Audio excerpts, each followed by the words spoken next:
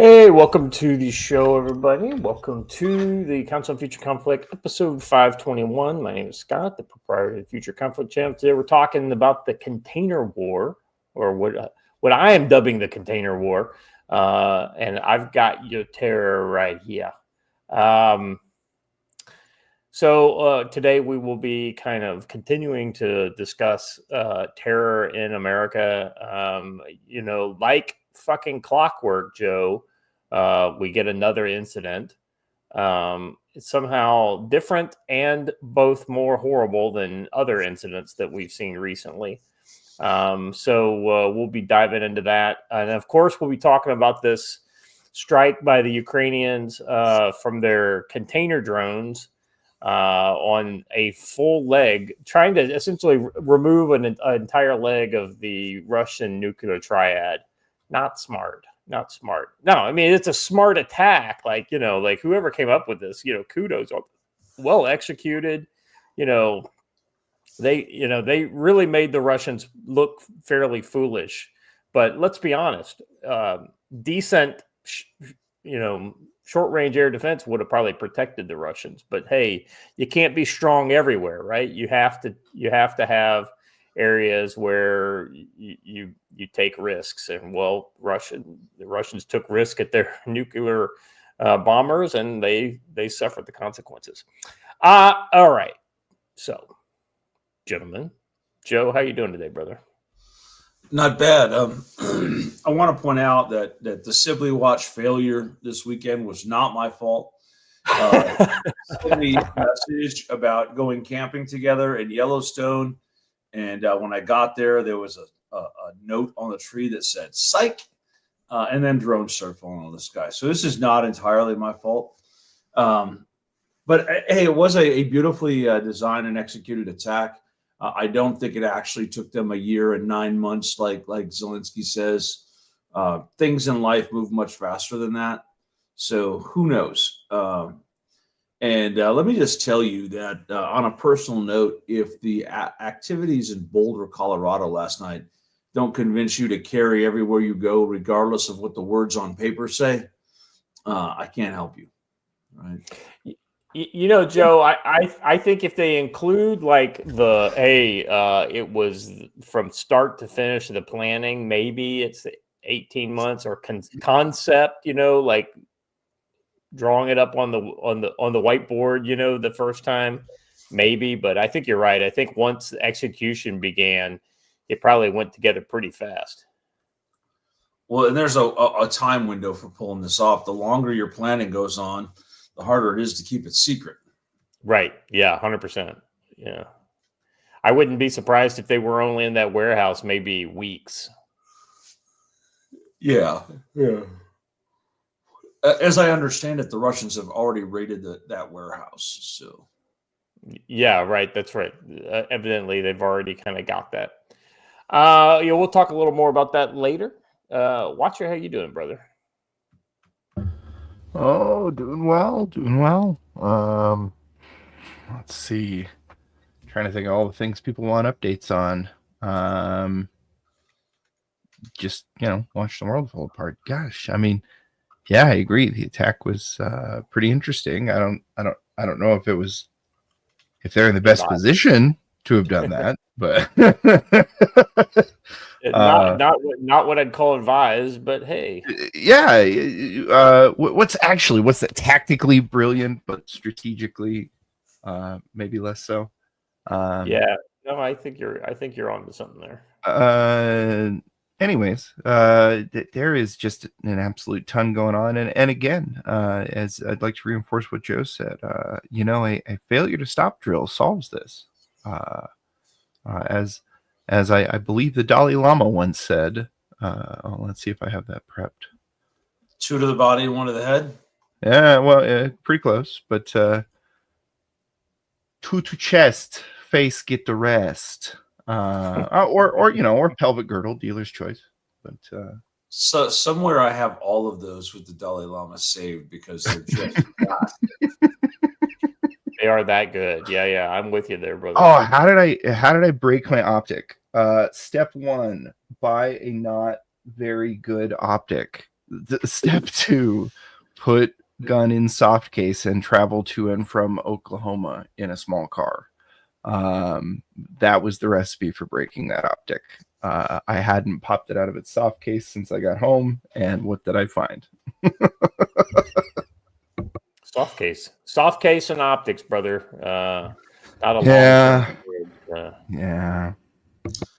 Unless you've got like my car that has a secret rifle compartment underneath the trunk, way better spot. Probably, yeah. Honestly, if I'd have just tossed a blanket over it or something, it'd have probably been fine. But there you have it. Yeah, what are you gonna do, man? Time to review the Kyber Pass option, I suppose.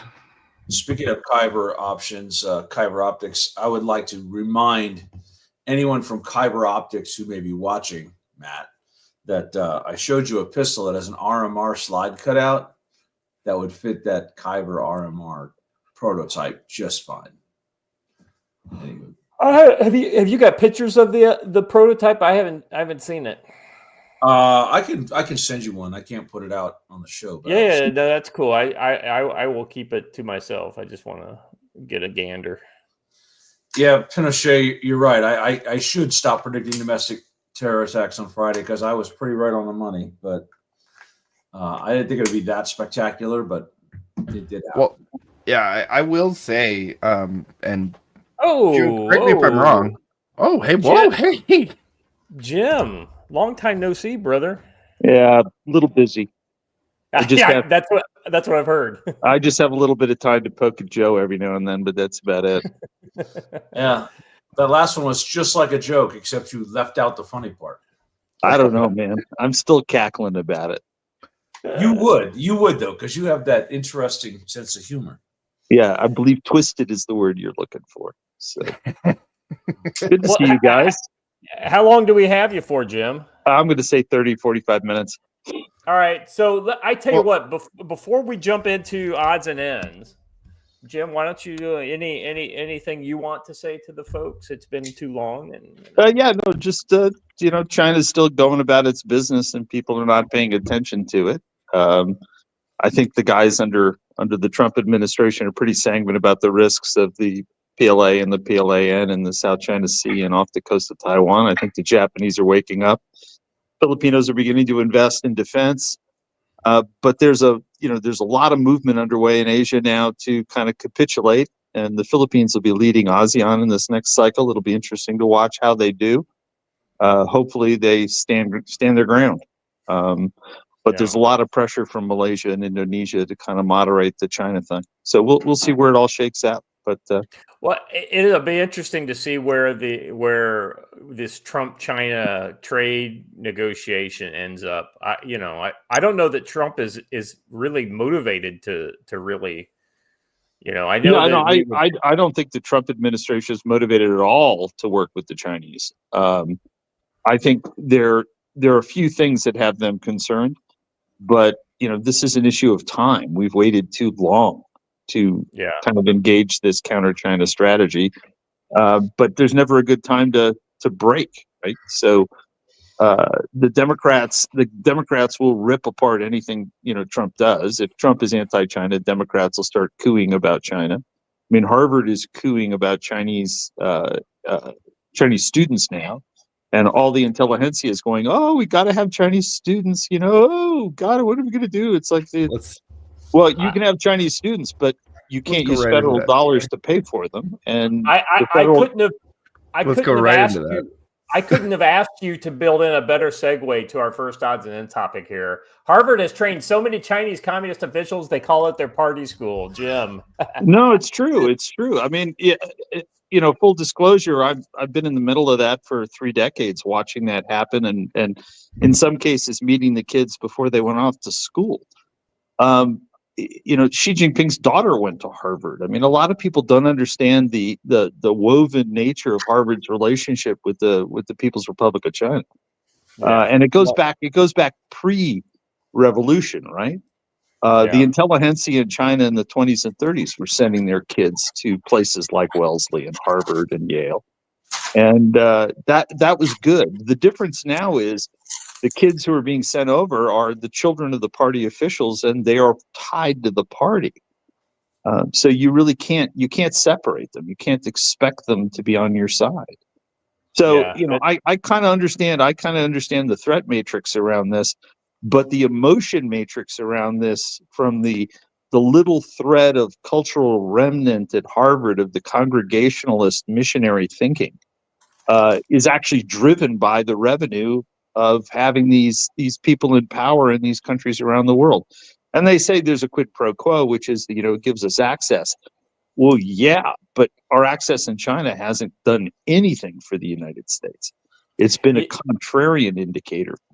Jim, I don't know how that it's that much of a stretch for the DOJ to open a case against Harvard that would basically put them as an institution, committing essentially what is, collusion and treachery with a foreign power. Yeah, the problem with that kind of thing now is that Harvard, Yale, Georgetown, you just go down the list of the Ivies.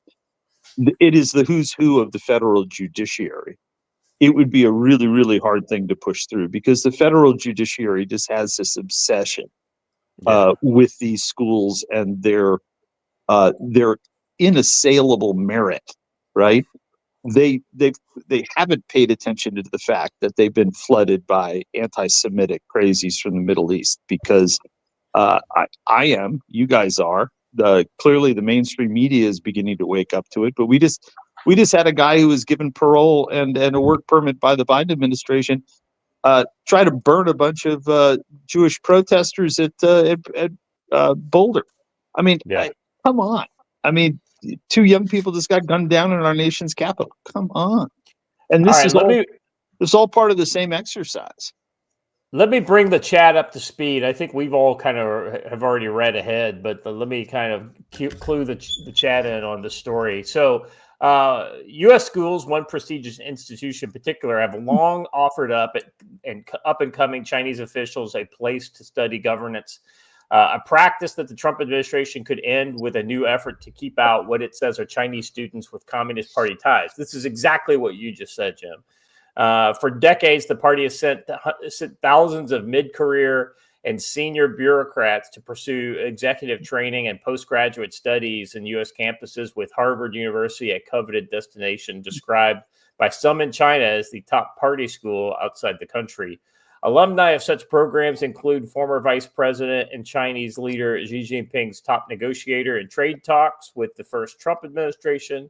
In an effort to announce Wednesday by Marco Rubio, U.S. authorities will tighten criteria for visa applications from China and aggressively revoke visas of Chinese students, including those with connections to the Chinese Communist Party or studying in critical fields. This statement didn't say how the Trump administration would assess Communist Party ties, or what degree of connection would result in revocation of visas. In China, party membership is widely seen as helpful for career advancement in government and the private sector, and it's typically the prerequisite for officials seeking high office. Now, Jim, I mean, you know as well as I do that most Chinese are not members of the Communist Party. No, they're only about 96 million. Yeah, only 96 million, but still. I mean, it takes a lot of people to run a big bureaucracy like China. Yeah, and the key is the kids who are getting to Harvard. The reason Harvard is allowing them in is because they are connected. Yeah. One, they've got to be able to come up with $70,000 or $80,000 a year. 2 is they're connected, and so the connected piece was kind of we have to do this to maintain this channel with the People's Republic of China because it's so important. I get it. But if you're not managing the relationship from the standpoint of national interest of the United States and the citizens of the United States, go pound sand, right? I mean, I'm done with that nonsense, which is, it all sounds really good, and when it started, it might have made sense, but it doesn't make sense at all anymore, because they're not only coming into Harvard to learn governance, they're coming in to study physics and materials and technology and software. And this stuff's going out the back door at a rate that we can't sustain. We no longer have the benefit of a giant advantage. We've allowed that to weed away over the last 2 decades. one of the things in the secret sauce that makes America so powerful and so amazing is how we think, right? You know, the whole idea of thinking for yourself as an individual versus what you find in places like China, where you have a tendency for a groupthink to kind of control most of the innovation and the business stuff. So I mean, yeah, you could learn physics anywhere. You don't need to go to Harvard to do that. But at Harvard, you learn physics, but you also get the kind of the rub elbows with Americans, and some of that will rub off on these people, and that helps them become better innovators, which is something China has sorely lacked in its history. Well, And Harvard teaches Marxism too. So yeah, exactly. Which you go to a place that's clearly friendly to Marxist socialism. The part that I find just appalling is a lot of these kids who come across, they're bright, but it's really clear what they're going to do is they're going to find something that they can make their own, that they can drag back to mom and dad and go, hey, here's my entry into the game. And very often that's a piece of controlled technology or something that's on the list of what the party wants, right? So every 5 years, every 10 years, they cycle a strategic list of the technologies that they're going to fund. And so these kids are out hunting for that. And so they go off to, Caltech or Stanford, and they burrow into that research because they're told that's the way they're going to get their rice bowl when they get home. And kudos to the Chinese on this because they're the smart ones. We're the rubes in the room and have been for the last 20 years. 30 years ago, it made sense to work with the Chinese, maybe 20 years ago in some industries. But when it became clear that they were going after dual use stuff, we should have put the kibosh on it. But nobody had the audacity to say, hey, corporate America, hey, Ivy League, stop letting these kids in. Let's do some security vetting on them. And anybody who proposed security vetting got laughed out of the room and accused of being a psycho, right? One of the things I think, Jim, that is pretty interesting, and I mentioned that Marco Rubio is the one kind of heading up the charge on this. I mean, that guy has really impressed me amongst a kind of group of people who I was very hopeful for and have become disappointed in. Marco Rubio's actually shown. Probably. He rose to the occasion for sure. I mean, I'm like you. I'm so, impressed isn't the word. I'm just so satisfied, right, that we have somebody with that potential that's been in the government, understands how broken Capitol Hill is, and can step out into a global diplomacy job like that without stepping on his own dick. I don't think there are a lot of them. Right. But he was able to do it, and he's doing it, and he's effective. I mean, and part of it is, it definitely helps him having to compare him to Blinken. Right. I mean, my God. Yeah. Remember our conversations about Blinken, and Blinken was literally, oh, I'm sorry. I apologize. Just taking the Chinese berating. Rubio's going after the CCP. Well, he's being honest. And it's that honesty without fear of social spurning by the intelligentsia, i.e. Harvard, Yale, Georgetown, Columbia, right? There's a social class associated with those institutions that historically couldn't criticize itself. We've gone through a couple decades where they can't criticize themselves, and they can do no wrong. And they can throw anti-Semitic DEI nonsense at us. They can vomit it up and put hundreds of millions of dollars behind it and demand that the government pay hundreds of millions of dollars.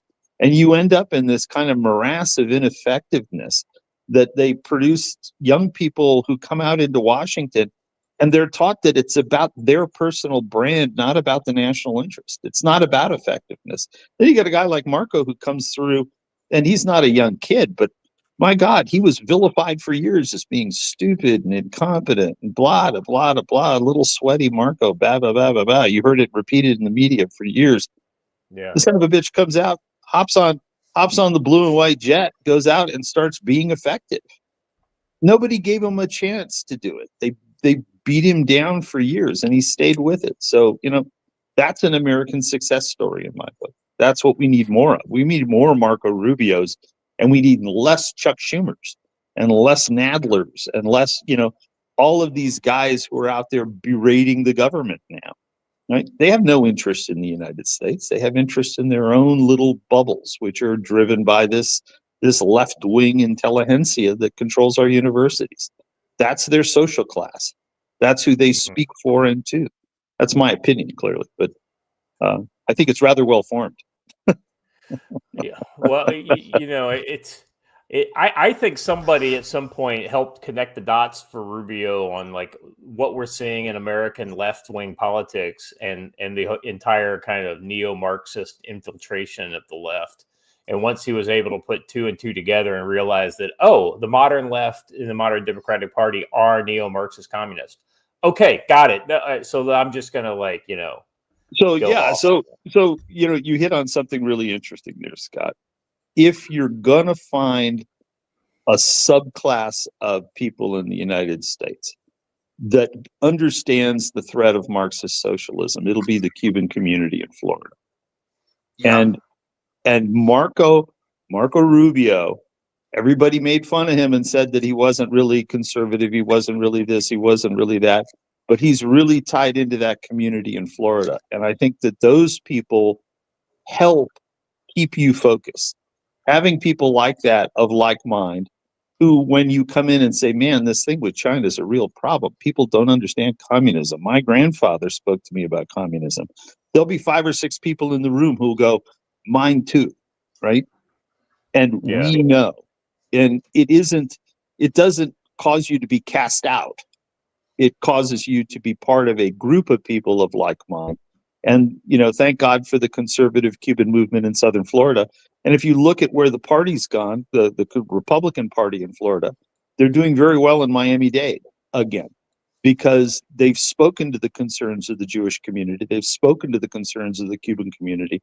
And they've been very open and sanguine about the threat of Marxist socialism in the United States. So, again, kudos to Marco Rubio. And we just need more of them. We need a couple of Marco Rubios to pop up in California. I wouldn't hold my breath, but we'll see how it goes. Yeah, I think you're right on the money. I think we're at a kind of an interesting time where we're starting to see some people wake up on this and a lot of other issues. So, anything else you think worthy of note with this whole China Harvard thing? I mean, clearly there's been a long time kind of cross-pollination here. Anything else that you think we need to kind of cover on this? Well, let me use it to segue into my next area of interest. Harvard, Yale, Stanford, Michigan are the people who've been feeding the State Department and the intelligence community with people for decades, right? They're just flat ass wrong, right? We now found ourselves in a place where the folks who populate the buildings in the northern part of Virginia and parts of Maryland have just had their heads up their ass for too damn long. And I'm really gratified to see that there are some new voices sneaking out of the Trump administration who will effectively update the intelligence community and update our foreign policy. And Marco Rubio is kind of the point of that spear. But what it shows is the guy who went through ROTC at the University of Oklahoma should be at the top of the stack before the kid who went to Harvard, right? If the guy from Oklahoma makes a lot more sense and actually understands the threat matrix to the country or the competitive advantage we may have. So I just think that there's a breaking of this liberal elite that's controlled Washington for a long time. And the success of people who may not have been part of the liberal elite will be very good for the country. And I think we need to send more of our best and brightest from our state schools into Washington as potential leaders, rather than focusing so much on these top 10 schools. I think we've made egregious errors in that. And I get the feeling that Washington under Trump understands that. And this is not an attack on them.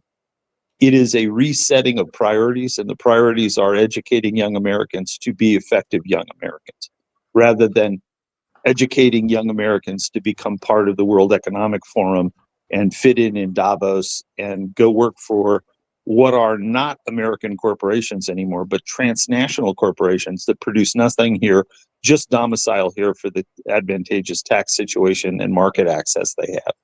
So we're in a real shift. So you know that brings up another name of a person that I was not expected to kind of be appreciative of during this administration, but you know, somebody I had low opinions of going into this, but my opinions have raised since then, has been the DNI Tulsi Gabbard, right? I mean, she's basically a leftist with, you know, some minor, you know, conservative cred, but, you know, as the DNI, she's actually done quite a bit that I think is in our national interest. I think that's the best way to put it. I don't know that it's political. You know, I think you can serve the country without being political, and maybe she's done that in this case. I don't know. What do you guys think? Well, I tend to agree with you. I've always liked what came out of her mouth over the years. You know, my concerns are that Hawaii is just such a horribly corrupt state. Yeah. You know, sometimes Hawaii can corrupt anyone. I like her. She had a hill to climb, given the people she's working with, but she is a libertarian, I think, is the way to describe her. She's a matured leftist, maybe, who's come up and said, you know, there is a central point that needs to operate here, and it is kind of the job of the, you know, director of national intelligence, is to be that kind of unbiased focal point of all intelligence community stuff. So yeah, I'm hopeful that works out. I hope the president's getting good briefings, you know. Well, we've got some video of her kind of talking about one of the things that we were just talking about, which is China. So I'd like to get both you and Joe's kind of take on where she's going publicly on China here. If you could share the video there, Watcher. Yes, give me just a second. The audio is messed up, and I'm gonna have to fix it. Okay, go fix. Hey, the other thing that's really just staggering is what's going on vis-a-vis Ukraine and Russia. Oh my God! And I don't think people aren't speaking to the threat. Hold on a second. Go ahead. I'm sorry. We had to mute. We had to mute the audio. Go ahead. Say again, Jim. No, I'm just saying people really don't understand the scope of this threat, and I think that you guys should definitely talk about the scope of threat from a successful strike on a piece of the triad in Russia. I think that's going to be something that I'm very concerned about going forward, and I know Joe can opine on that. Yeah, it's something we're going to talk about. And the other piece of that is that what are the implications going to be long term? I mean, I think we're looking at probably a pretty massive strike by Russia back on Ukraine.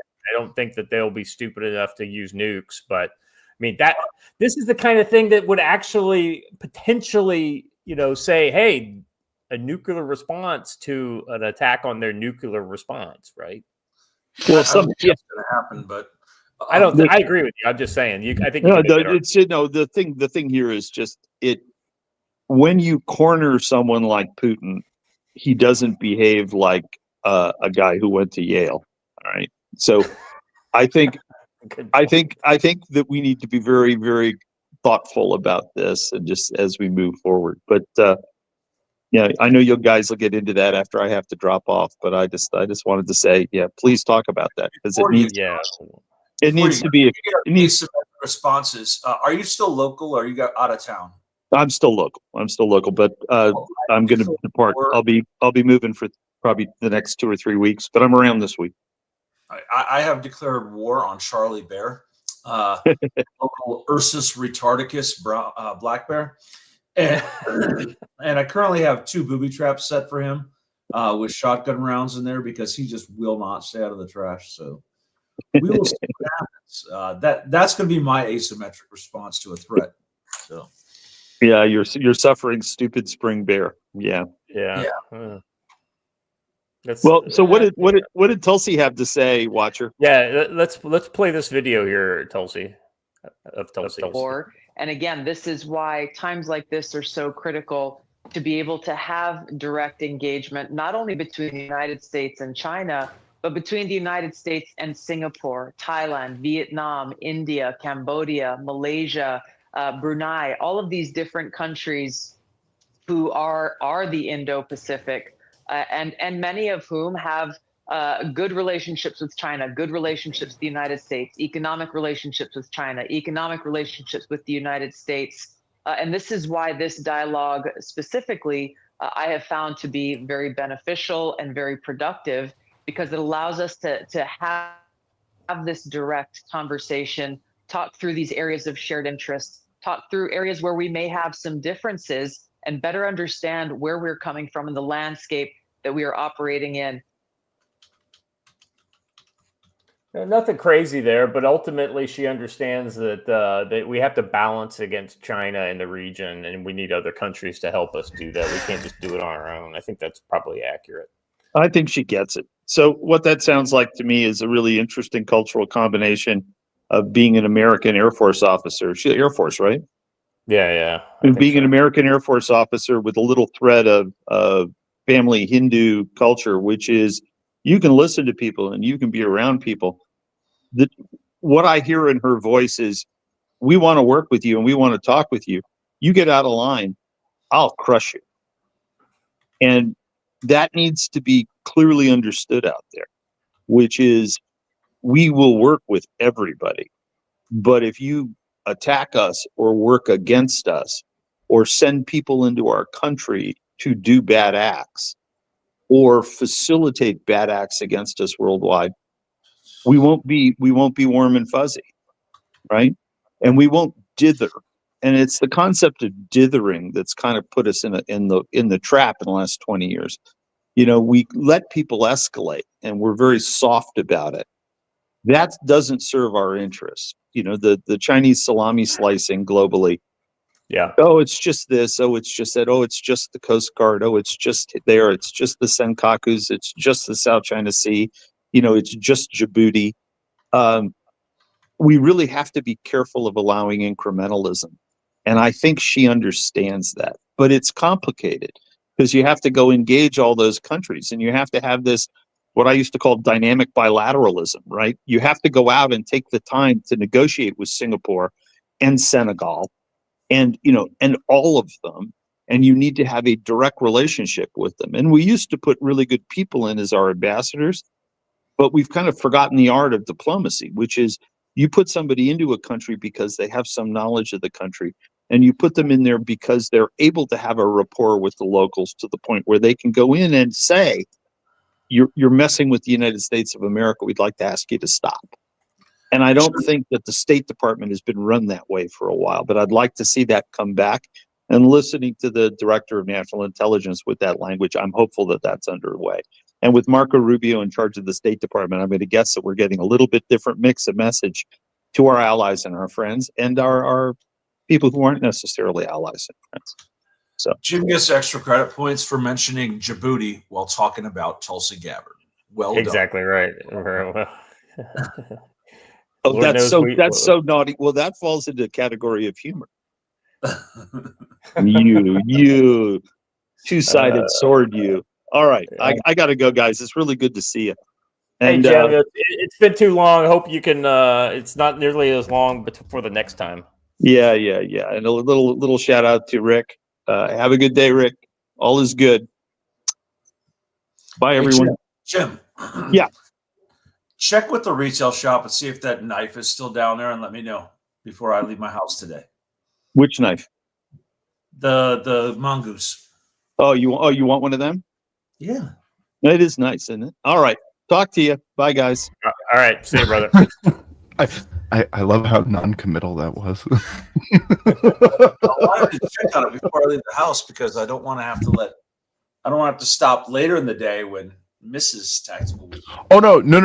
I agree with you. I mean, I'm saying I love how non-committal Jim was about it. Like, oh yeah, you want that, don't you? Well, the other day when Matt was here, they put one in my hand knowing that was going to be the response, and I was like, man, I really like this knife. So we shall see. Yeah. All right, guys, let's get back on. That was the old Tulsi China thing was a completely off the top of our head deal. We weren't we were not going there originally, but hey, Jim brought it, so we went with it. Okay, let's cank the second one since we've kind of already covered, and I think that story is kind of weak anyway. Trump-backed nationalist clinches Poland's presidency. I think this is the kind of stuff that's going to. So we saw when a conservative nationalist won in Romania, the EU basically pulled the carpet out from underneath him. Joe, you made a good point. Will EU try to do that in this situation? I contend. I think that Poland is a little bit bigger and a different target than say Romania, but just on the surface of it, what's your kind of take on Poland kind of reverting back to their norm? Well, I think that this was the way Poland was always going to go. The one in the middle was an anomaly, but I'd also think that the EU is going to push back. Poland will tell them to pound sand, but even the headline is breathless and silly. Trump-backed nationalist clinches Poland's presidency. Trump has no political power in Poland to decide who is the president, but we have to make him sound evil, so we throw the words Trump-backed in here as if that makes some sort of a difference. And I'll be honest, I've never heard Trump even mention the man's name, right? So it's silly, but they're going to get all panic-stricken about it. And I think the EU will try some sort of an invalidation thing, and Poland will tell them that they really don't care. Mm-hmm.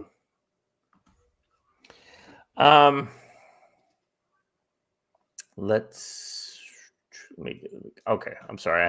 I lost my tab there for a second. All right. Carol Nawrocki, backed by the U.S. President Donald Trump, that as if that's some sort of disclaimer, clinched the Polish presidency in a tight runoff race that spells trouble. I don't know why. For the pro-EU government. That's because, and you got to remember, this is CNBC, so we know what they're bringing to the table.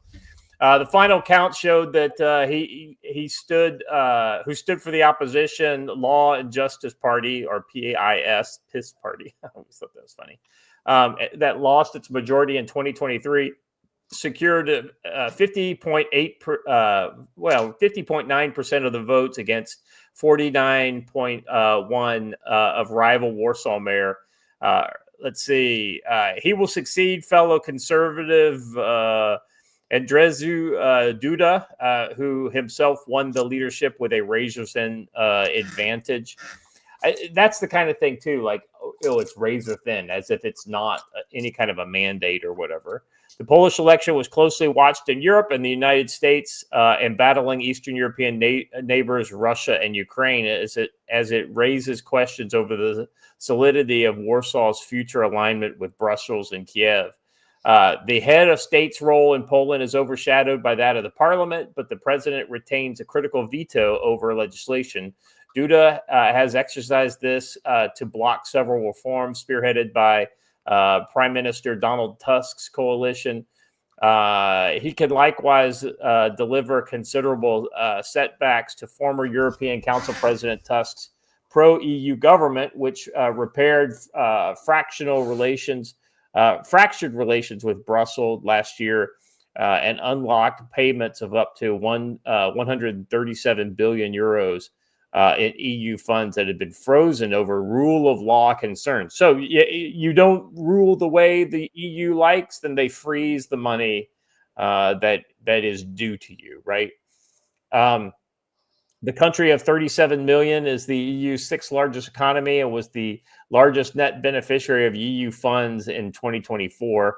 It's because they had a bunch saved up that they were holding and they gave them to them. I'm confident the EU will continue its very good cooperation with Poland. We are all stronger together in our community of peace, democracy, and values. That's Ursula von der Leyen said on Monday. So let's work enthusiastically to ensure security and the prosperity of our common home. So this is being considered a test of right-wing populism in Europe.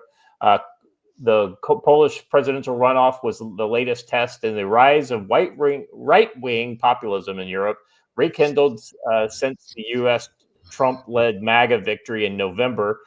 His win broke the streak of more liberal victories achieved in Romania and Portugal in May. Now, of note, I mean, like what we saw here in America, the other side can't win without owning the media and completely disparaging, defaming, and just, using propaganda and information warfare against their opponents.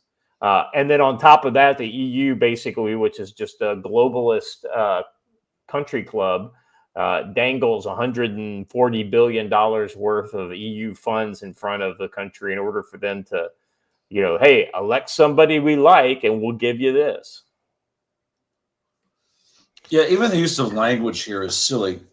Right wing versus liberal. Right wing sounds bad. Liberal sounds good. Yeah. Right? And they're just trying to paint this as the worst possible news when it's actually some of the best. Look, I'll tell you, like, I'm happy that a right wing guy won and everything, but if they failed any kind of test here, I feel like it's an uncanny valley recognition test. Because, boy. Homeboy looks like an alien trying to prove that he's human. I don't know. This is one of those kind of embarrassing smiles that people do when they're just wait. It's like you're not supposed to be this happy in public. No, gotcha. We all look weird when we smile too hard. Just saying. All right. Anything else on this, Joe? No. All right. Watcher? No. All right.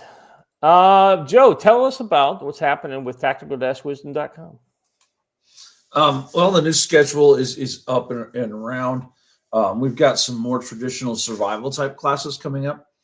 I'll be leaving next week for Oklahoma, but after that, we're back to training out here.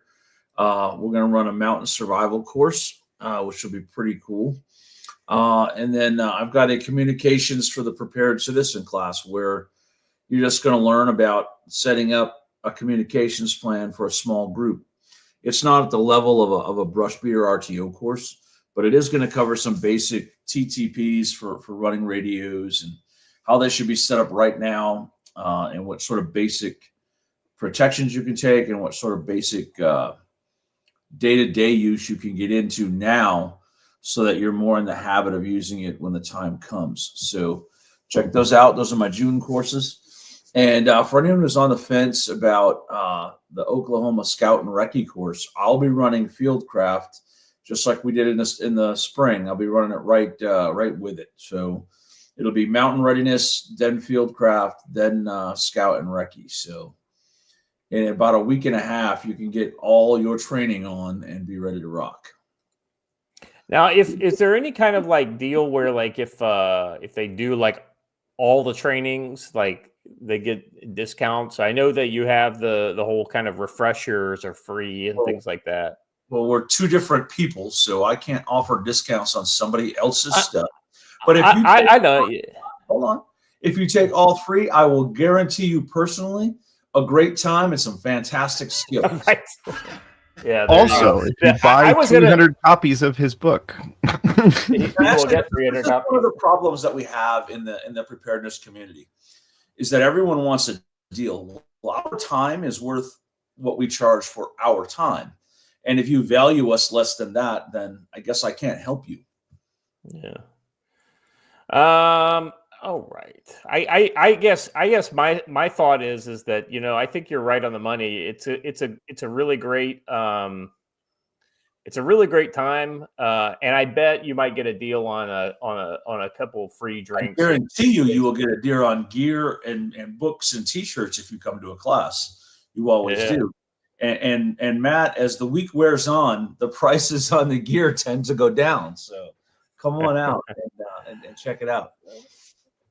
All right, very good. Let me bring you guys today's brush beater segment. Today we're diving into drones and asymmetric attacks in Russia, and we're proud to bring you another ad from our trusted sponsor, Brush Beater Store, arming you for those emerging threats. Just the other day, Russia was facing a storm of Ukrainian drone strikes. Hundreds targeting these, nuclear triad bases, but beyond that, air bases. Moscow has come under attack. Their air facilities, oil facilities have been under attack since the beginning of the war. With fires and chaos marking this low-cost, high-impact warfare, these asymmetric tactics, from suicide drones to sabotage, show how fast the battlefield's shifting. At brushbeater.store, you can prep with cutting-edge tools like the Tiny SA Ultra Spectrum Analyzer, scans RF signals to detect hostile drone comms, giving you an edge against sneak attacks. Their handheld drone detection systems, battle tested in Ukraine, alerts you to incoming threats like Mavic bombers. Keeping your family or team safe. Want to master the game? The 2025 Signals Intelligence course, led by our good buddy Matt, teaches you to intercept and analyze enemy signals with classes in North Carolina, Missouri, Montana, and beyond.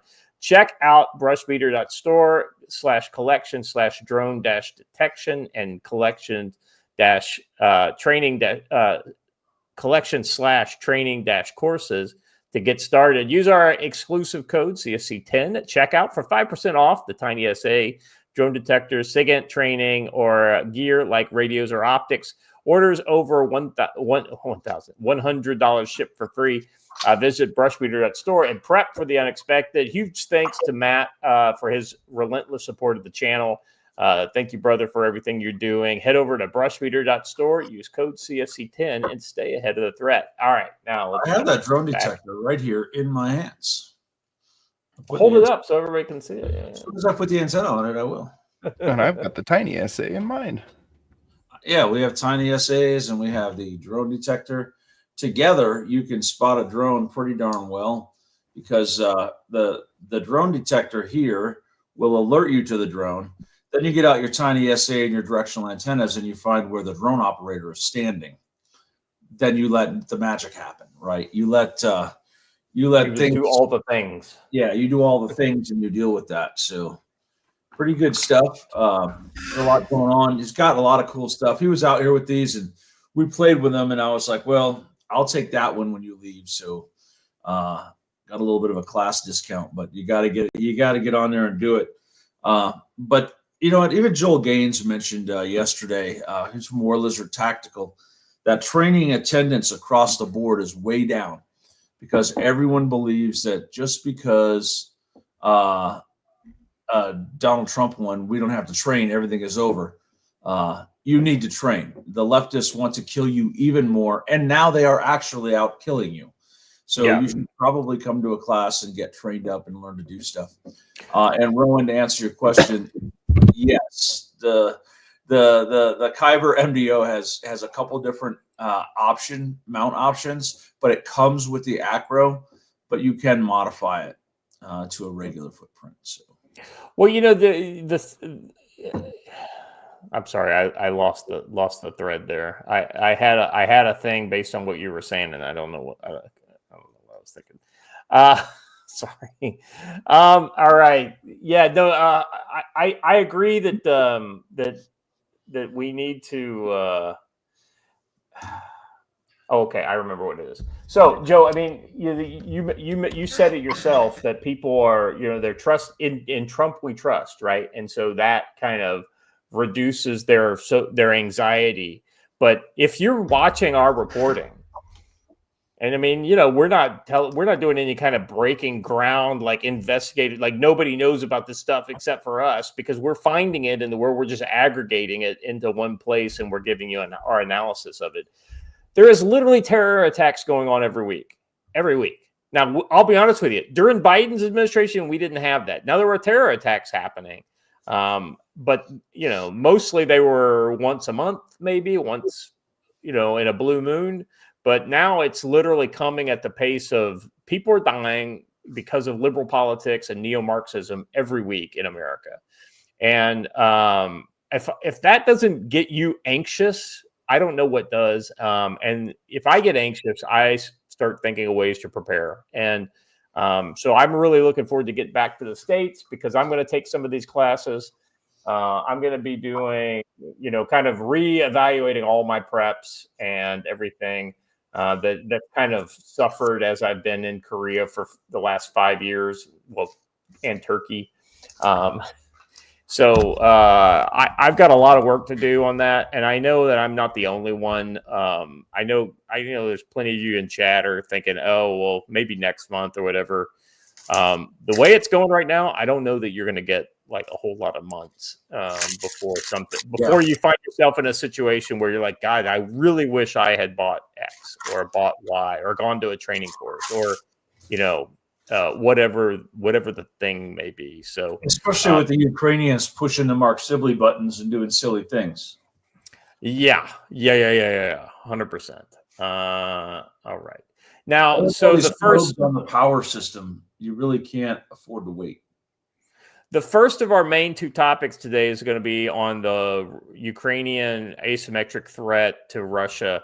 So we're going to dive into that. But the second topic will be us talking about the domestic terror. And we're going to be going over to Rumble for that. So I just want to give everybody prep. You have between now and the end of segment 1 to get your Rumble link all sorted out and everything. And I'm sure there will be Rumble links in the chat to help you with that.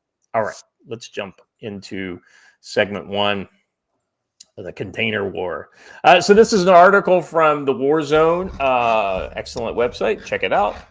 They tend to be generally apolitical, but they have their biases. I mean, everybody does, but theirs are a lot less than others. Russian strategic bombers destroyed an unprecedented wide-scale drone attack. And this is a true statement. This is very unprecedented. It's not the first time that we've seen them go after strategic bombers, but in the past, it's been like maybe they hit one or damage one or something like that. I mean, we're looking at potentially like multiples of 10 destroyed, potentially as high as 40 destroyed and damaged. And, one of the questions that arose right from the beginning on this from a lot of people was, why were these parked out in the open? They're parked out on the open to be in compliance with the SALT treaty, which kind of requires everyone to have their stuff out where they can be seen, and the Open Skies program. So sure, we're not all in 100% compliance with those anymore, and we've made comments to drop out, but they've done their best to remain in compliance, and that's why these happen to be sitting out, especially at a time of heightened international relations, right? They wanted everyone to see that, hey, they're just chilling on the pads, right? Well, and the other thing too is if I think there's a map in here in this story eventually, and we'll look at that, but essentially these bases are not like close to Ukraine. These are like hundreds, if not thousands of. Like one of them was on the other side of Russia, like in Siberia. Yes. And so these are far away from Ukrainian threats. So there is a sense of security, that kind of distance. But that didn't help. Ukraine carried out a massive drone strike at air bases across Russia on Sunday, claiming to have destroyed dozens of aircraft. There are also indications that Russia's Northern Fleet headquarters, home of the Russian nuclear submarines, was attacked as well. Overall, the attack was clearly aimed at Russia's most prized strategic aerial assets, which cannot be replaced quickly in a manner, and in doing so at all would be extremely expensive. Joe, none of these airplanes have been produced since the fall of the Soviet Union. Now, I think it's the Tu-22 M3 has been retrofitted and upgraded since then, but no new strategic bombers have been made since the fall of the Soviet Union. So this is kind of a perishing asset. This is not something that they can just shit out like a dozen of them in the next 6 to 9 months. I don't know about that because the Russians tend to keep everything on hand. So I would bet they can crank a couple out, but not at the level they need. Yeah, right. I mean, not as a 1-for-1 replacement. They may be able to. They may have a boneyard somewhere with some old, Tu-95s, which are the propeller. I mean, anyway, we'll see pictures of all of them. Still have boneyards full of M1 carbines, so they save everything. The security service of Ukraine has conducted a large-scale special operation to destroy bomber aircraft in the rear of the Russian Federation. That comes from the Ukrainian Armed Forces General Staff on Telegram. The SBU drones have hit more than 40 aircraft, including the A-50, which is the mainstay kind of AWACS-style airplane, the Tu-95, a propeller-driven bomber, and a Tu-22 M3, which is analogous to our B-1. This has caused damage over $2 billion. The operation, codenamed Web, targeted 4 key Russian bases: Belaya, I don't know how to say that, Diagilevio, Olina, and Ivanov. There's no immediate response from Russian officials, while the war zone cannot independently verify these claims. Video has emerged showing the bombers. So let's go through. I'll read some stuff from the story where it's applicable. But I think these videos will tell the story a little better.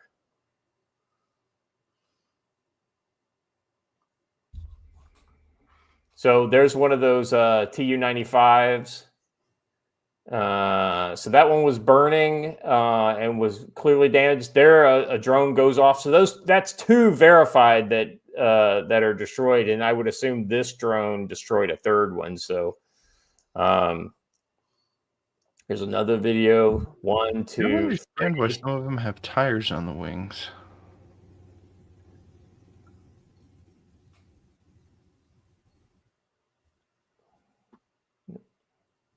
Four. Yeah. Is that a 5th one beyond this one? That smoke plume's too big. Yeah. Yeah, that's the 5th one.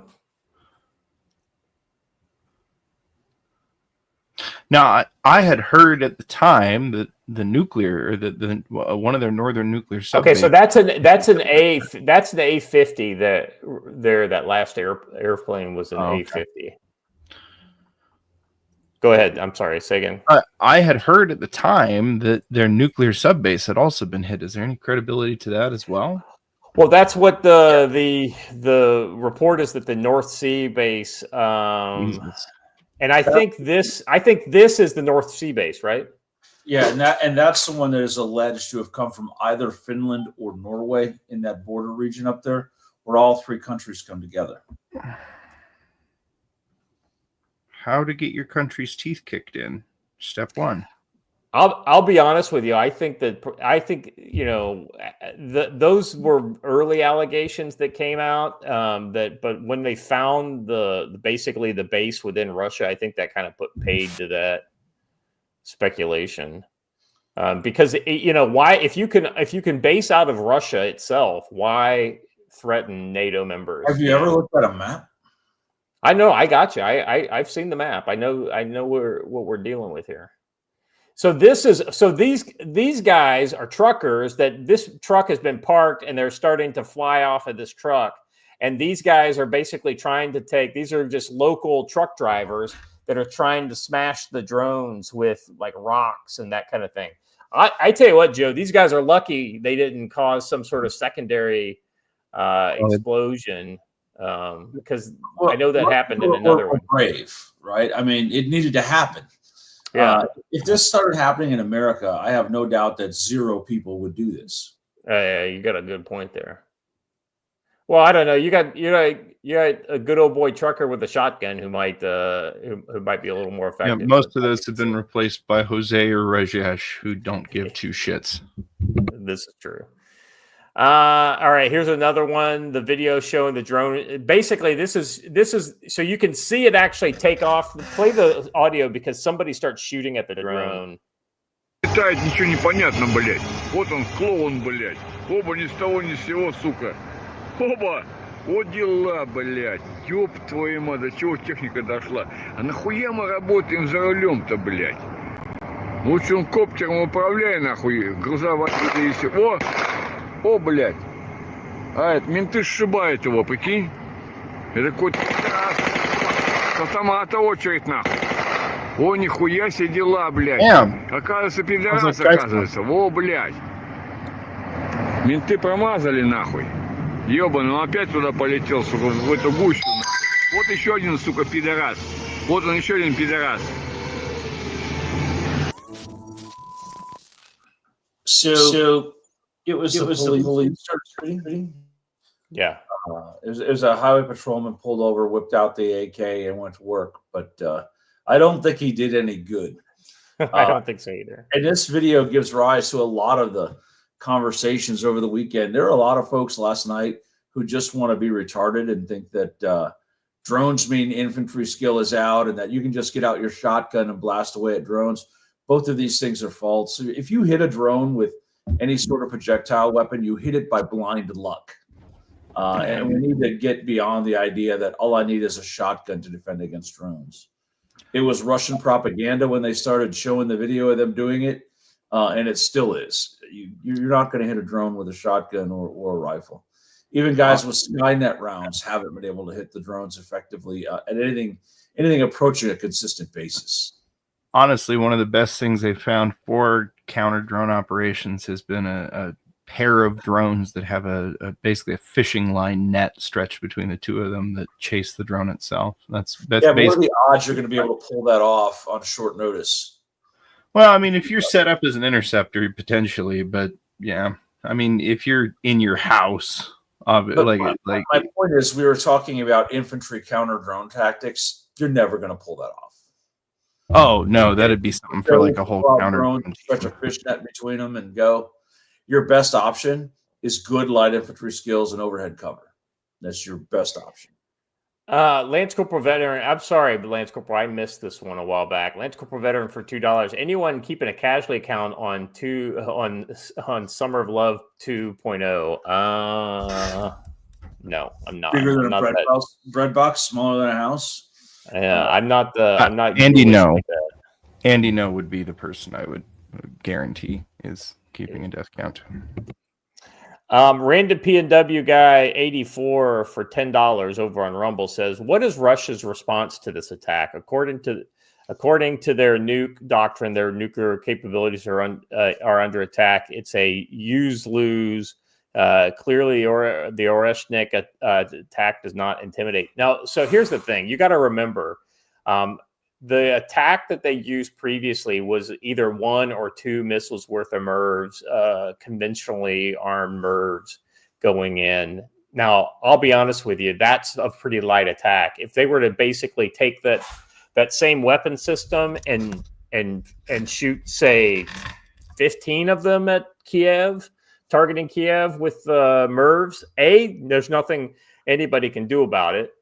And B, I mean, these things are hypersonic warheads. If I remember correctly, Joe, those Oreshnik MIRVs that they shot last time didn't even have conventional explosives in them. They were just like essentially mass. It was basically an inert warhead or something. It was like that, giant right? chunks of metal. Yes. The damage they did was based upon kinetic velocity only, ballistic velocity only, and that was plenty of damage, by the way, based on what I saw. The video you just showed, real quick, Watcher, was from that Russian North Sea where the nuclear power submarines are serviced. The city is strategically important and one of the main centers of the Russian Northern Fleet. I was going to point something. I was going to answer the question here. I don't know where Watcher went, but I will point out that Russia's response is going to be vastly disproportionate because they're not just going to strike to, blacken the eye. They're going to strike to cause enough damage to prevent you from ever thinking about doing it again. So I would be prepared to see a far more massive Russian response than the last time. Yeah, I would agree with that as well. I think they will go after key leadership within. And here's the other thing, Joe.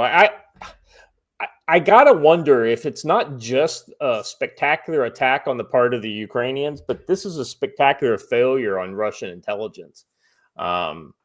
It makes me feel like they don't have anybody inside the kind of the inner circle, like up at the higher levels. And you would think that the Russians would have been able to kind of penetrate, at least at some level, the command echelons of the Ukrainians. I just want to settle a debate real quick. People in the chat are saying yes, but I can hit a duck. All right, so I looked this up just to make sure I'm being fair. Recorded top speed of a duck in flight, 103 miles an hour. Mid-range drones in flight, 200 miles an hour. Please.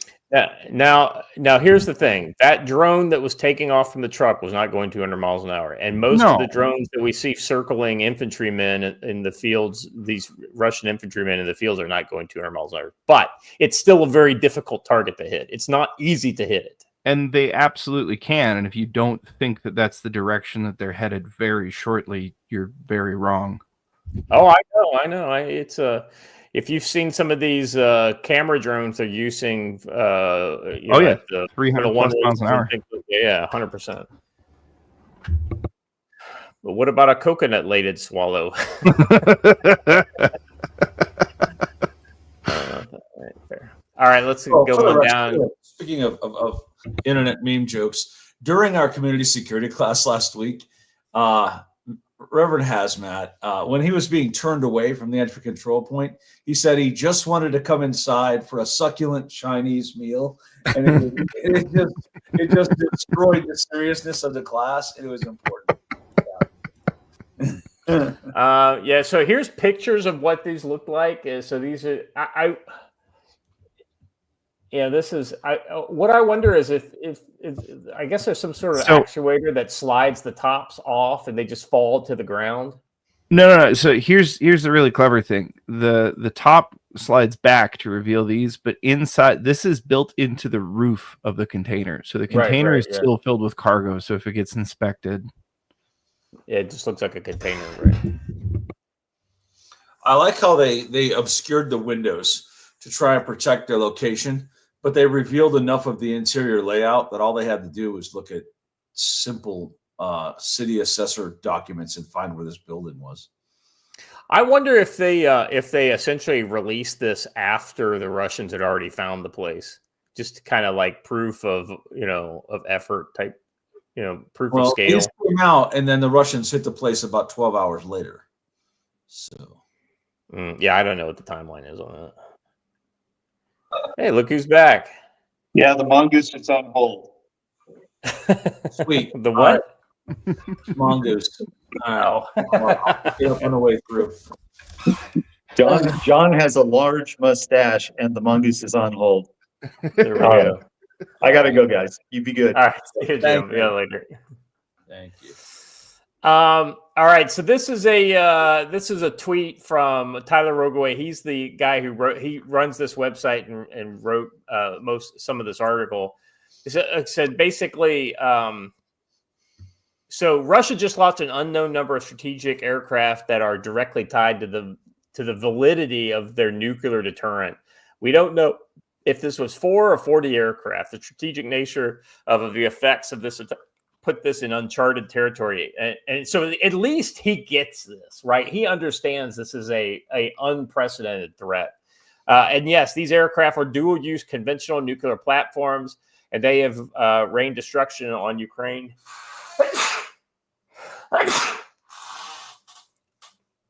On Ukraine from afar as cruise missile carriers, but this is not about them being legitimate targets. Clearly they are. It's about this attack bleeding into potentially major degradation in the most flexible prong of the nuclear deterrent. And this is where he gets it, right? And Russia will respond accordingly. Mark our words. Let's see, going down. There's the there was another video from the actual airfield. That's a lot of damage.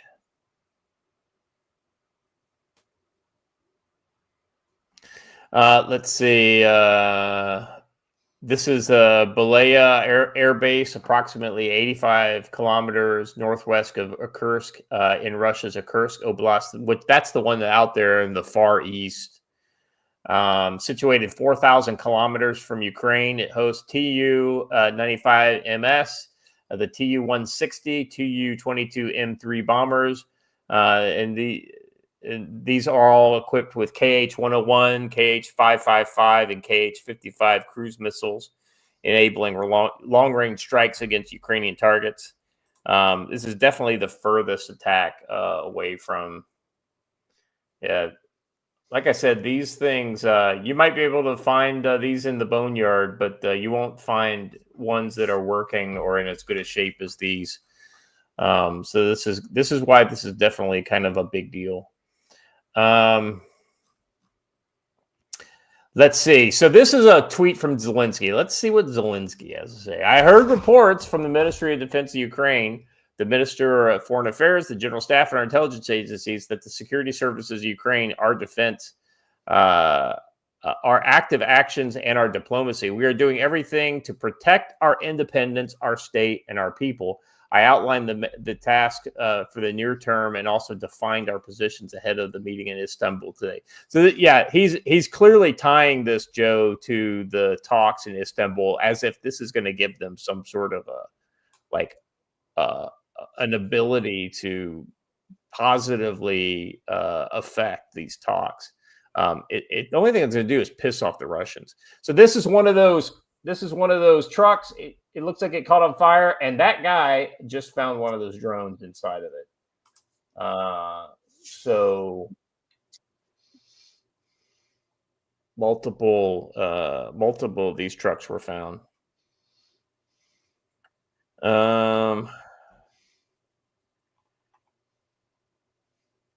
Let's see, Russian source. Yeah. So Joe, you were talking. I'm curious if the Russians geolocated it from the pictures, or if that's just these bloggers that did that. That's pretty impressive if you think about it. I think the mill bloggers did it, but like I said, they obscured what you could see out the window, but it didn't really take long for people to find it. Right. Yeah. Because you can. I mean, most of these types of commercial facilities are Shia LaBeouf comes to mind. So. Yeah. Well, I mean, these are all available for rent via websites and things like that. So all that you have to do is find something that looks similar, and then eventually, it's searching for a needle in a haystack. But if you're a accomplished needle searcher, it shouldn't be too hard for you. Kind of going further down. Let's see. Update. There are claims so far unconfirmed that the Ukraine destroyed Tu-60 Blackjack bombers in the attack. I think the Tu-60 is the most kind of capable of their strategic bombers. A Ukrainian journalist said, according to available information, the defeat of two Tu-60 at the Belaya airfield is confirmed. Okay, it's not confirmed if a reporter says it.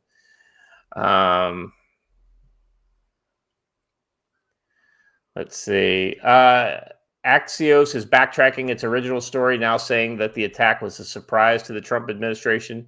So the Trump administration had no idea this was going to happen. There's no fucking way, like Zelensky would even tell Trump this, because he's probably afraid that, Trump's going to sell me out or something like that, which is bullshit. Trump probably would have took the handoff and let the Russians know to prevent what we know is probably about to happen. Right. Exactly right. I mean, and this is not because Trump has any kind of loyalty to Putin. It has everything to do with the fact that, this is a really stupid idea. Yes. Let's see. Planning for the attack began 18 months ago. All right. I don't think there's any updates yet this morning.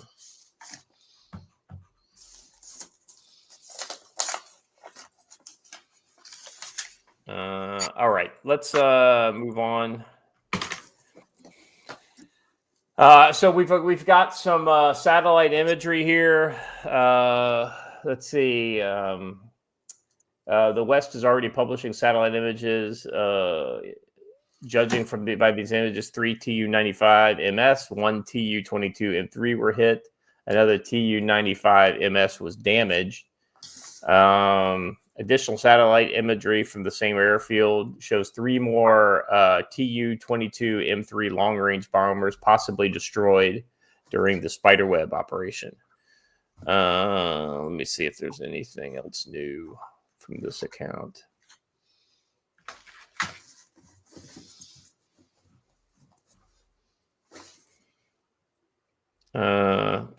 Kill the archer, not the arrow. That's what the Ukrainians are saying. They're not worried about the missiles. They're worried about the bombers.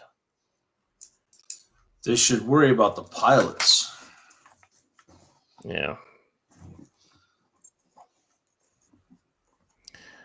GB News. Vikings were not all white. Some were Muslims. Who said that? That's a GB News. That's them reporting this. I don't know that that's them proclaiming that. If you've watched the show Vikings, you would think that now because they've altered things to make it more woke. So, have they really? Yes. Oh yeah. I mean, they alleged at one point that the Vikings were ruled by a group of lesbian women, which would never have happened in real life. So. All right. So this is a statement from General Flynn about this. You gotta kind of listen, give a little more credence to General Flynn on these types of things because he kind of worked at that strategic level of intelligence and has a very good grasp. At least I found him to be very kind of spot on when it comes to these types of things. So let's see what he says. So it appears Zelensky gave the go-ahead to attack parked Russian nuclear-capable bombers without informing Donald Trump. If true, our president was not consulted nor informed. This isn't simply a breach of protocol. It's a geopolitical insult and a warning sign. I agree with this. I think it's basically Ukraine saying that they're not serious about peace. If Ukraine is willing to conduct strikes with strategic consequences without notifying the White House, we are no longer allies with coordination issues. We are co-belligerents flying blind. Also, given Senator Warmonger Lindsey Graham and Senator Denning Dick Blumenthal's recent visit, this attack could appear as though it was sanctioned. I pray the Russians have better intelligence than that. In my humble opinion, these two don't have the sense or common sense to pull something like this off. There have to be denials, though. FYI, the bombers that were hit have to be out in full view due to nuclear treaty obligations. Zelensky took full advantage of that. For instance, they appear to have hidden the drones in containers and were driven on trucks near the airbase.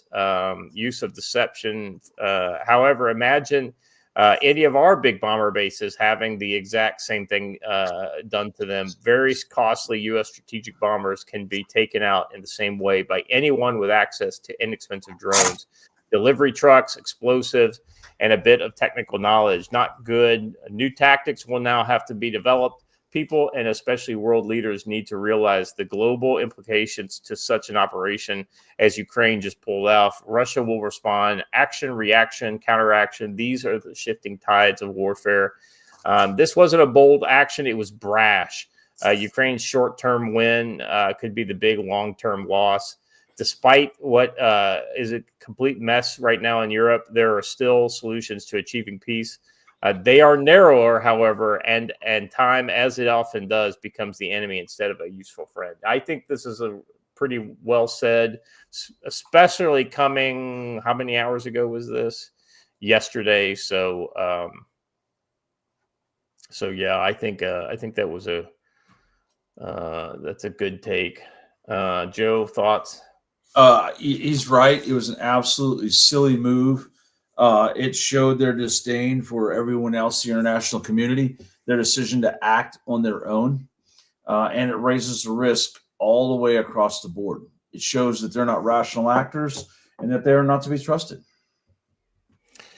So what does in a situation like this, what does Russia do? Probably buy a bunch of these from China would be the first thing that I think, because they're going to have to start taking short range air defense seriously, especially to protect their nuclear triad. Let's see. Russia is using a new Chinese laser system to shoot down Ukrainian drones, according to pro-Russian Telegram channels. The system is seen in a video posted to Telegram on Thursday. Appears to be at least extremely similar to the system Beijing apparently already provided to Iran, which you can read more about here. Now, this is not because they love Iran or they love Russia. It's because they want to see how it works in the real world against the real threats. They want to do the battle lab testing that we're doing. Right. They want the data is what they want. The video posted on, let's see. Yeah, you can just play this video right here. But just, yeah, don't turn the sound on. It's just music.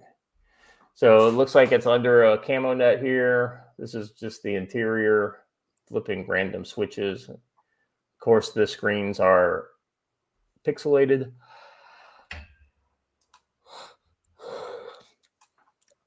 I would assume that's some sort of I don't know. Is that it looked like a radiator, not a radar. No, it's got to be a radar.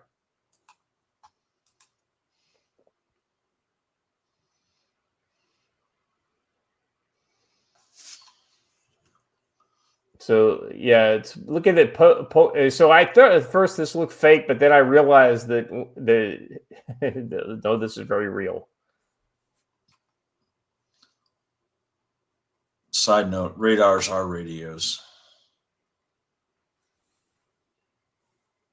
Oh, I thought it was like a radiator, like some sort of, because it looked like it had like, you know, the fins, the vents that you would have. Yeah. So here's it taking down a fixed wing drone.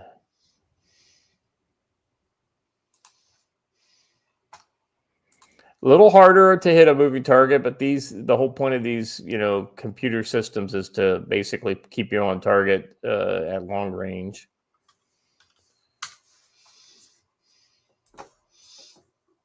The trick is to generate enough power in a vehicle like that in order to make the laser strong enough for it to be, you know, effective.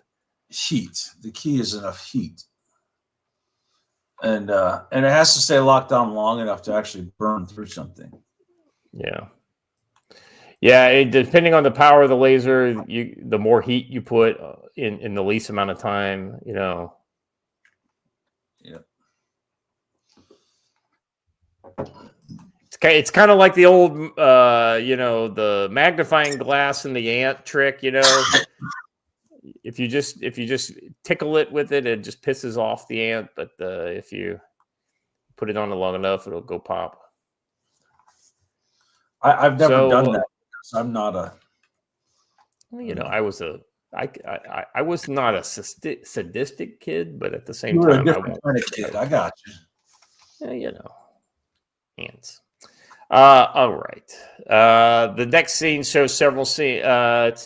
Let's see. We can't say for certain what system this is or where the video was taken. As noted, it's very similar to a system in China, apparently provided to Iran. It has a single large aperture on the left side. In addition, there's an aperture with a more squared off shape on the right. A similar, if not identical, arrangement is visible in the Chinese marketing literature for another counter-drone laser system called the Sheneng, also transliterated as Sheneng. Containerized in a 4x4 Dongfeng light tactical truck, mounted versions of the laser, the 5,000 and 3,000 respectively, have been pitched in the past. But what we saw looked like maybe the containerized version. Yeah, here's pictures of it looks very similar to the Russian.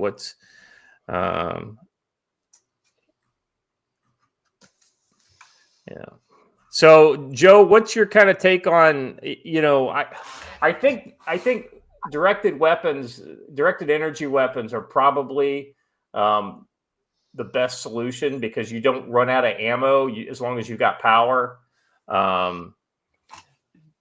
Especially for small drones, all you have to do is burn through the right wire, or maybe heat up the warhead or something like that. What's your kind of take on this? This is an Israeli one you're seeing here, though. Go ahead. My take is that drones move too erratically for computers to track and use. You need some sort of a sensor on the drone to know that it's being heated up so that they can then maneuver it. I'm not going to pretend to be smart enough to know all the physics behind it, but I would think that an FPV drone would do better because of the quicker reaction time than a standard fixed wing drone.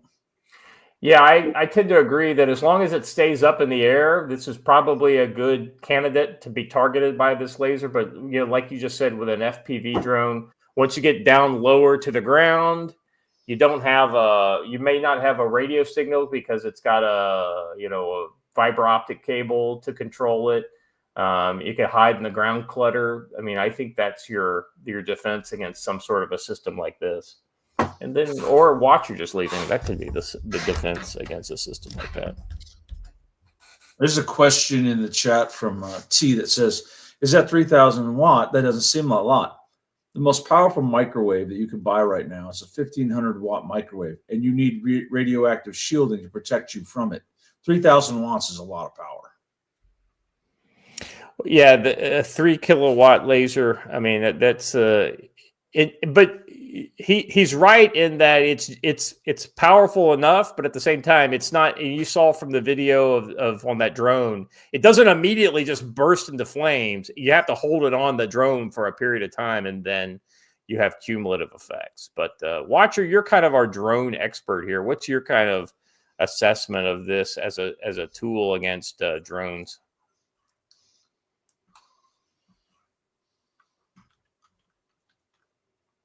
Watcher, can you hear me? I guess not. Well, Rowan Court has the answer. We wrapped the drones and used hot pocket crisper sleeves to reflect the heat. Brilliant, absolutely brilliant. Yeah, I think tinfoil hats for drones is probably the answer. Okay, Watcher's back. Did you hear any of the discussion, Watcher? Negative, but I assume the question is my opinion on lasers. Lasers for drones. Lasers are great for state level actors. I'll tell you what actually, funnily enough, makes them impractical for a lot of things, and why we started leaning away from them. It's not even necessarily the power of the laser, because yes, I mean, like you do need to pump an incredible amount of power to the laser, and it's hard to get power, or at least it used to be relatively harder to get that kind of large amounts of power, even in a ship, to a weapon system like that. But it turns out that there's another very crucial thing that we're pretty good at, but we're not quite that good at, which is the actual electrical gimbals and mounts that it goes on that allows it to track fast enough to actually stay on one of these targets. Yes. I think I said it, but not as eloquently as you. It's the same thing. You have to be able to track it effectively and move as fast as it is. And really, nothing's going to react as fast as an FPV drone because it reacts at the speed of a human. Yeah. I think that these are definitely a layer to add on, if that makes sense, because it's the cheapest, and if you can get a kill with this, it's the best. We'll have to see what kind of effectiveness they end up having in combat, though, because I think probably a broader, far more effective strategy is, and cheaper, I will add, is going to be found elsewhere, because honestly, the first thing I'm doing if I see a laser like this is to figure out exactly how many drones I need in order to overload its capacity and then take it out. Because there's a 0% chance that it's going to cost me more than it's going to cost you to replace your giant laser and accompanying giant energy production vehicle. Right. It takes forever to actually produce these at scale. And another good point that Random PMW asked is, wouldn't microwave be more effective than laser? Not really, because they're both the same spectrum. One is just visible and one is not. One is light amplification, one is radio amplification. communication. Same thing. Radio waves and light waves behave the same. Everything about them is the same. They move at the same speed, just a different wavelength. So one is not necessarily better than the other. That makes sense. Yeah, it's essentially doing different things with the same energy, essentially. Correct. One is applying light to it. One is applying sound to it. Yeah. Random PW84 for $2 says best defense against drone is good light infantry, field craft, and a nice thick PNW forest. I guess Pacific Northwest forest. This is ask me honestly, how I know. Listen honestly, to me, maybe? I don't know. No. You want to hear a hyper effective strategy against drones that I haven't seen people deploying, and they really should, particularly these Ukrainians. Their trench line operations would be utterly perfect for this, and yet I see nobody do it. Hey, do you know what chicken farmers do to protect their chickens against hawks? Chicken wire. No, even easier. So for aerial predators like that, you just string random fishing wire around above your position, because even a single birds will see the reflection of the wire. Drones will just get hung up in it. Yeah, that would require again. That's beyond the capabilities of the average civilian defense unit. No, for sure. But for these guys that are in entrenched positions where they're doing all kinds of other stuff to fortify their position, anyways, including overhead cover, this is a simple thing. Yeah, that's a great idea. But here's another point: is that in the discussion that was had yesterday by literally everyone on the internet who thinks they're an expert, was about fighting nation-state level drones. We have to, as civilian defenders, get past that idea.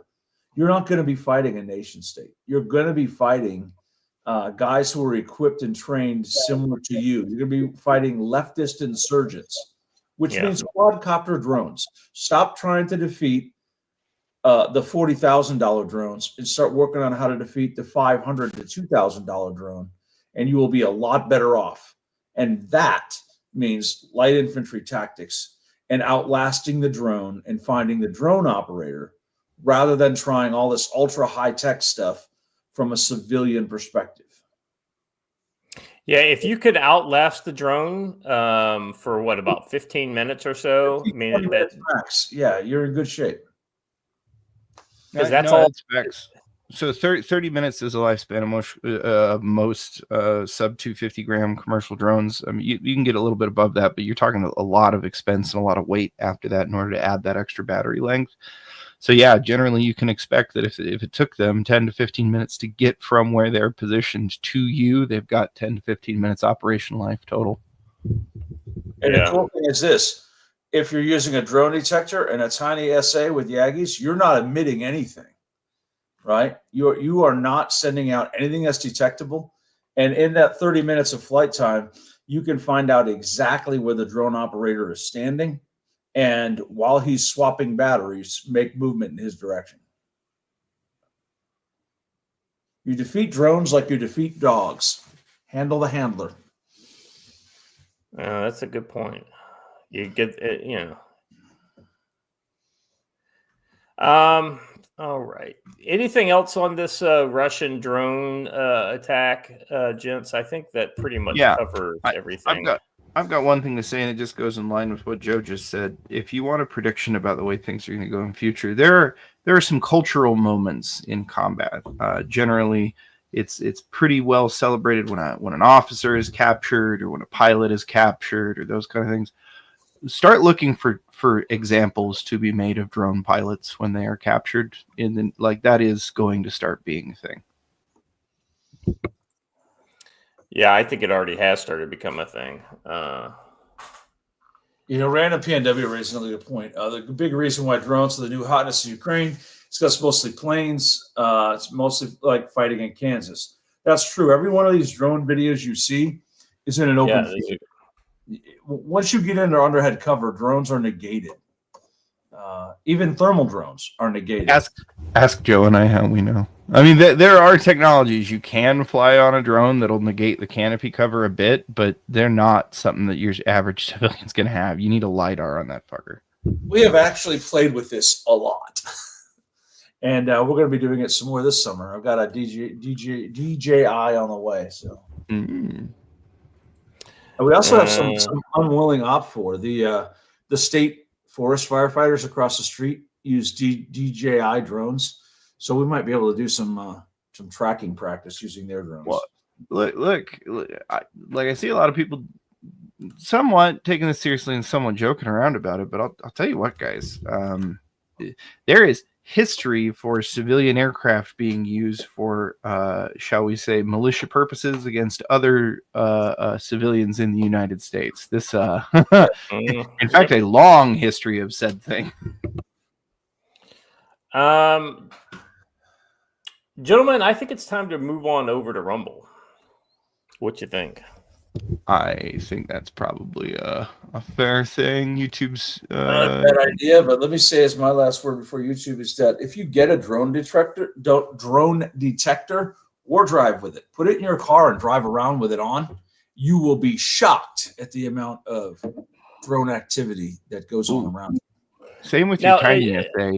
Legitimately, you should just be driving around seeing who's emitting what signal from where and how far it reaches, just to get it, basically map your local radio waves. Joe, what teach that in class? Joe, what else uses those same frequencies that the drones you operate off of? Wi-Fi. All kinds Wi-Fi of stuff. But the drone detector is programmed to ignore those signals and use only the specific control signals for drones. So while this thing has its own little miniature spectrum analyzer on the screen, I will see the Wi-Fi signals around me, but it won't alert until it detects an actual control signal and two-way telemetry.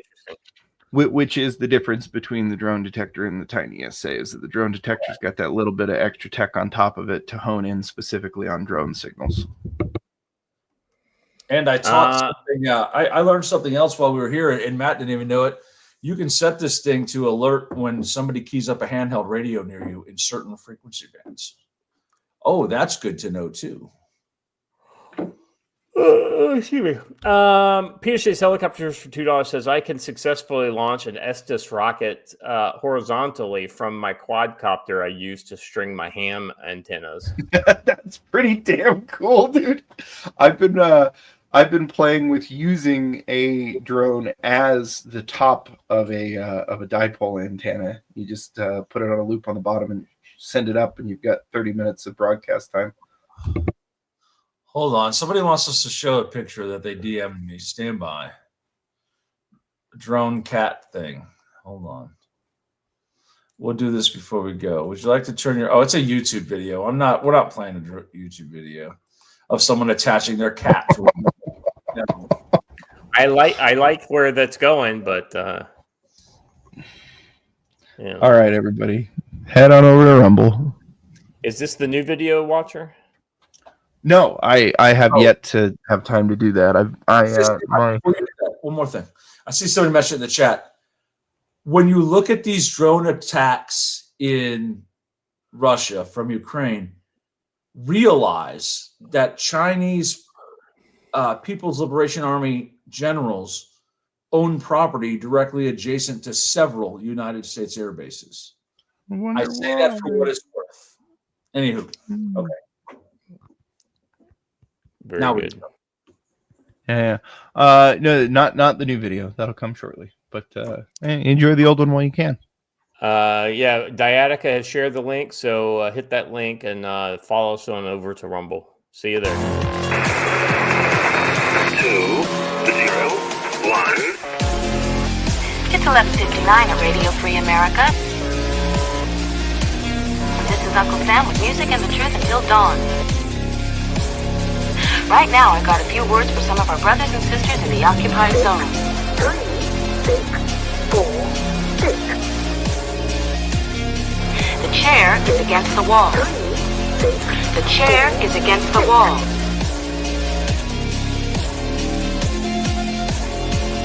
John has a long mustache. 8, 2, 5. John has a long mustache. 8, 2, 5.